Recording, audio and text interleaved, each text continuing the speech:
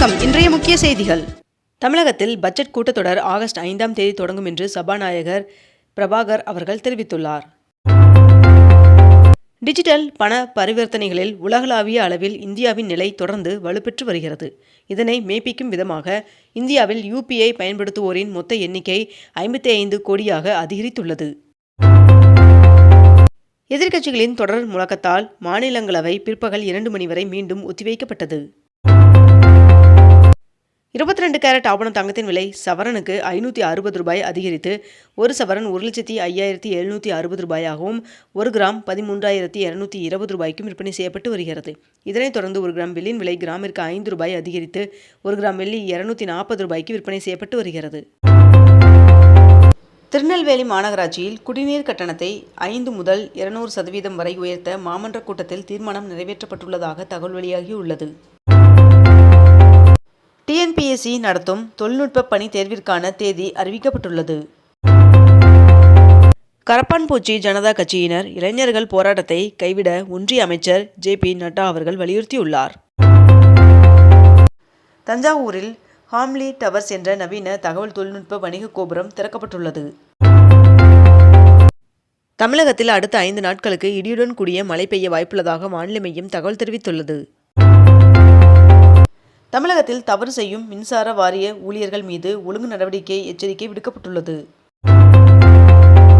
2036ஆம் ஆண்டிற்குள் தமிழ்நாட்டை $1.5 டிரில்லியன் பொருளாதாரமாக மாற்றும் தொலைநோக்கு பார்வையுடன் அரசு செயல்படுவதாக அமைச்சர் மதன் ராஜா அவர்கள் தெரிவித்துள்ளார்.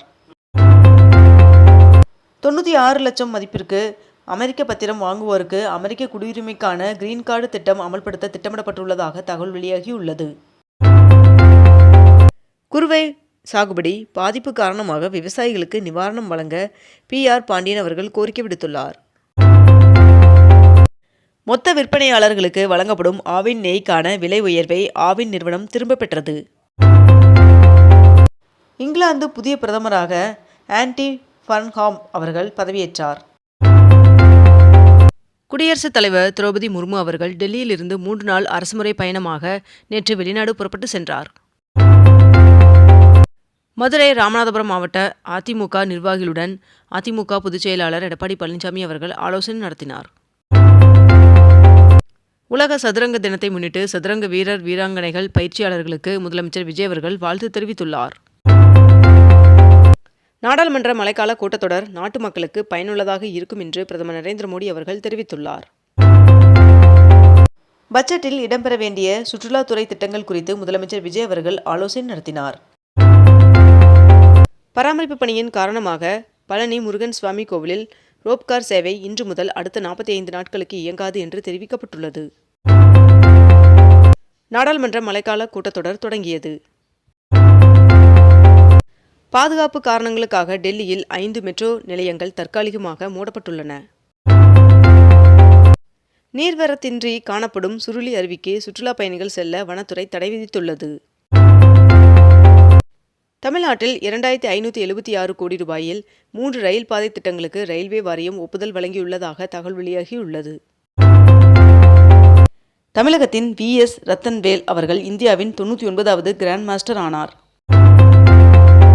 மருத்துவ படிப்பிற்கான நீட் தேர்வில் இந்த ஆண்டு கட் ஆஃப் மதிப்பெண் வரலாறு காணாத அளவில் உயர்ந்துள்ளது. FIFA உலகக்கோப்பை ஃபைனலுக்கான டிக்கெட் 22 கோடிக்கு விற்பனையானது. இந்திய அணியின் முன்னாள் கேப்டனான விராட் கோலி அவர்கள் மற்றும் ரோஹித் சர்மா ஆகியோர் 400 சர்வதேச போட்டிகளில் ஒன்றாக இணைந்து விளையாடிய முதல் இந்திய ஜோடி என்ற பெருமையை பெற்றனர். தமிழகத்தில் நடைபெறவுள்ள இடைத்தேர்தலில் இடதுசாரிகள் தனி அணியாக செயல்படுவார்கள் என்று மார்க்சிஸ்ட் கம்யூனிஸ்ட் கட்சியின் மாநில செயலாளர் சண்முகம் அவர்கள் தெரிவித்துள்ளார். முதலமைச்சர் விஜய் அவர்களுக்கு வியாபாரி குடும்பத்திற்கு அரசு வேலை வழங்கியதற்காக தமிழ்நாடு வணிகர் சங்கம் நன்றி தெரிவித்துள்ளது. தென்னிந்திய திரைப்பட எழுத்தாளர்கள் சங்கத்திற்கு புதிய நிர்வாகிகளை தேர்வு செய்வதற்கான தேர்தலில் இயக்குனர் சேரன் அவர்கள் தலைமையிலான அணி வெற்றி பெற்றுள்ளது. கீழடி திறந்தவெளி அருங்காட்சியகம் அகழாய்வு நடக்கும் இடத்தில் அமைச்சர் ராஜ்மோகன் அவர்கள் ஆய்வு மேற்கொண்டார். மக்கள் தொகை கணக்கெடுப்பு நடந்து வரும் நிலையில் இணையதளம் மூலம் ஒரே நாளில் 16,922 குடும்பத்தினர் தங்களது சுய விவரங்களை பதிவேற்றம் செய்துள்ளனர் என்று சென்னை மாநகராட்சி தெரிவித்துள்ளது. 72வது தேசிய திரைப்பட விருதுகளில் 10 விருதுகளை வென்ற தமிழ் திரையுலக கலைஞர்களுக்கு முதலமைச்சர் விஜய் அவர்கள் வாழ்த்து தெரிவித்துள்ளார். உலகின் மிக சிறந்த வாழ்க்கை தரம் கொண்ட நகரங்களின் பட்டியல் வெளியிடப்பட்டுள்ளது. விவசாயத்தில் நீர் பயன்பாடு மற்றும் செலவுகளை குறைக்க செயற்கை நுண்ணறிவான ஏஐயை பயன்படுத்துமாறு மத்திய அமைச்சர் நிதின் கட்கரி அவர்கள் யோசனை தெரிவித்துள்ளார்.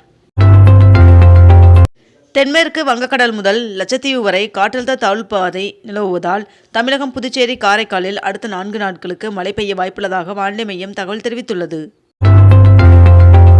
புதுச்சேரி மாநிலத்தில் முதன்முறையாக காரைக்காலில் வீடுகளுக்கு குழாய் மூலம் சமையல் எரிவாயு வழங்கும் திட்டம் தொடங்கப்பட்டுள்ளது. இந்திய வழக்கறிஞர்கள் மன்றத்தின் ஒப்புதல் இல்லாமல் முறையான அனுமதியின்றி மாணவர் சேர்க்கை நடத்தியதற்காக 3 தனியார் சட்டக் கல்லூரிகளின் அங்கீகாரத்தை அம்பேத்கர் சட்ட பல்கலைக்கழகம் ரத்து செய்துள்ளது. சிபிஎஸ்இ 2026ஆம் ஆண்டிற்கான 10ஆம் வகுப்பு 2ஆம் கட்ட தேர்வு முடிவுகள் வெளியிடப்பட்டுள்ளது. இந்தியாவில் பிளாஸ்டிக் ரூபாய் நோட்டுகளை அறிமுகம் செய்வதற்கான முதற்கட்ட பணிகளை இந்திய ரிசர்வ் வங்கி தொடங்கியுள்ளதாக தகவல் வெளியாகியுள்ளது. தவறு செய்தால் அமைச்சர் யாராக இருந்தாலும் பதவி பறிக்கப்படும் என்று அமைச்சர்களுக்கு முதலமைச்சர் விஜய் அவர்கள் எச்சரிக்கை விடுத்துள்ளார். அரசு பள்ளி மாணவர்கள் நலத்திட்ட உதவிகளை பெற மாணவர்களின் விவரங்களை கல்வித்துறை இணையதளத்தில் பதிவு செய்ய ஆணையிடப்பட்டுள்ளது. நாகர்கோவில் அருகே கிராம கூட்டுறவு விவசாய கடன் சங்கத்தில் 19 கோடி ரூபாய்க்கான முறைகேடு நடந்தது கண்டுபிடிக்கப்பட்டது. வருகின்ற ஆகஸ்ட் 3ஆம் தேதி நாமக்கல் மாவட்டத்திற்கு உள்ளூர் விடுமுறை அறிவிக்கப்பட்டுள்ளது. இவ்விடுமுறையை ஈடு செய்யும் வகையில் ஆகஸ்ட் 8ஆம் தேதி பணி நாளாக அறிவிக்கப்பட்டுள்ளது. 2024ஆம் ஆண்டு வெளியான படங்களுக்கான 72வது தேசிய திரைப்பட விருதுகள் அறிவிக்கப்பட்டுள்ளது. ரயில் டிக்கெட் முன்பதிவை எளிதாக்க மேம்படுத்தப்பட்ட புதிய இணையதளத்தில் பீட்டா பதிப்பை IRCTC அறிமுகப்படுத்தியுள்ளது. தமிழக பட்ஜெட் ஆகஸ்ட் முதல் வாரத்தில் தாக்கல் செய்யப்படும் என்று எதிர்பார்க்கப்படுவதாக அமைச்சர் மரியன் வில்சன் அவர்கள் தெரிவித்துள்ளார். புதுச்சேரியில் பொறியியல் மற்றும் கலை அறிவியல் படிப்பிற்கான சென்டாக் கலந்தாய்வு ஜூலை 25ஆம் தேதிக்கு பிறகு தொடங்கும் என்று தெரிவிக்கப்பட்டுள்ளது. அரசு பள்ளிகளில் செயல்படும் இலக்கிய மன்றம், கலை பண்பாட்டு மன்றம் உள்ளிட்ட பல்வேறு மன்றங்களின் செயல்பாடுகளை ஜூலை 28ஆம் தேதி முதல் தொடங்க வேண்டும் என்று பள்ளி கல்வித்துறை உத்தரவிட்டுள்ளது. தமிழகத்தில் வருகின்ற 2031ஆம் ஆண்டிற்குள் 20,000 பொது எலக்ட்ரிக் வாகன சார்ஜிங் நிலையங்கள் அமைக்க தமிழக அரசு முடிவு செய்துள்ளதாக தகவல் வெளியாகியுள்ளது. இத்துடன் இன்றைய தலைப்புச் செய்திகள் நிறைவடைந்தன. மேலும் இதுபோன்ற அண்மை தகவல்களை உடனுக்குடன் தெரிந்து கொள்ள அக்னிபூ சேனலை சப்ஸ்கிரைப் செய்து கொண்டு தொடர்ந்து இணைந்திருங்கள். நன்றி, வணக்கம்.